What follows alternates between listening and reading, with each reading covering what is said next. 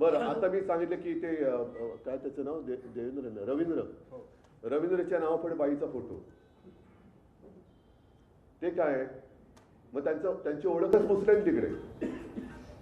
गणेश नाईकांचं मतदान केंद्र फरार आहे अनेक ठिकाणी. काय ठिकाणी म्हणजे ठाण्यामध्ये मला अशी तक्रार आली की तिकडे कोणी मार्गदर्शन करायलाच नाहीये कोणाचं मतदान कुठे आहे. त्याच्यानंतर आता मी तुमचीच बातमी दाखवली ना की सरळ भाजपच्या उमेदवारांच्या नावाच्या पाट्या तिकडे केंद्रामध्ये. त्याच्यावरती काय उत्तर त्यांचं?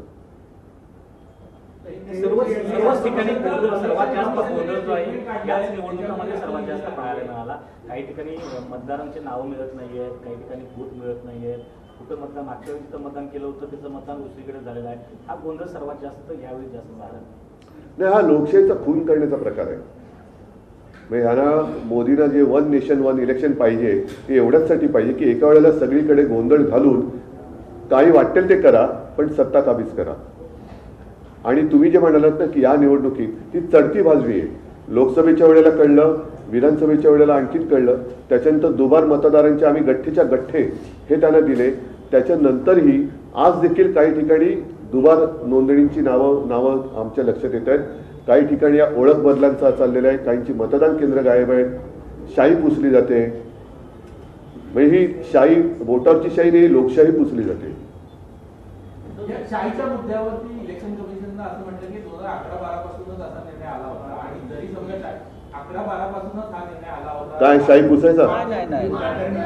तुम्ही मार्करनी करा किंवा कशाने करा, शाही पुसली कशी जाते? आणि तुमच्या चॅनलवरती ते दाखवलं जात आहे. पुसली जरी गेली तरी कोणालाही एका मतदाराला 2 वेळा मतदान करता येणार नाही असं खात्रीपूर्वक कसे सांगू शकतात ते? बरं, ज्या ठिकाणी 2 वेळा ज्यांचं नाव नोंदलं गेलेलं आहे तिथे ते हमीपत्र घेणार होते. अशी किती हमीपत्र त्यांनी आतापर्यंत घेतलेत? सर, मुख्यमंत्री देवेंद्र फडणवीस असतील किंवा भाजपचे इतर नेते आणि शिंदेचे, शिवसेनेचे सुंदर शिंदेचे, शहासेना, हा बरं ते तर त्यांच्या सगळ्यांचं नेत्याचं असं म्हणणं की कालपासून तुम्ही दोघेही म्हणजे तुम्ही आणि राज ठाकरे हे दोघेही जो सूर लावताय तो पराभवाची मानसिकता दिसते. तुमचा पराभव होतोय. पराभव नाही, त्यांचं कुभांड जे आहे ते आम्ही फोडतोय.